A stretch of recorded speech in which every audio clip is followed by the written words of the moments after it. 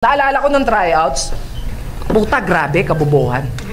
Kasi sabi niya sa kalaban, ang talunin ka sa battle na to, madali lang. Parang first at last letter ng pangalan mo.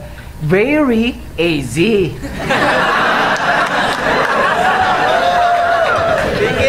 Very easy. Tangina naman.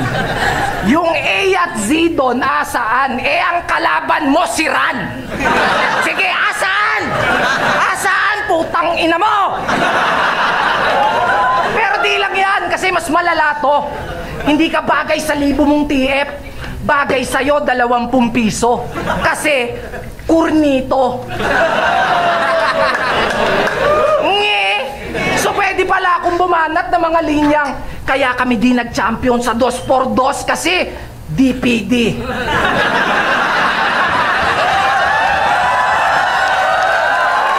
Ganun ba yon, Nikki? So yung utak mo at bilat ng GF mo, iisa. Kasi paniguradong bubo ka.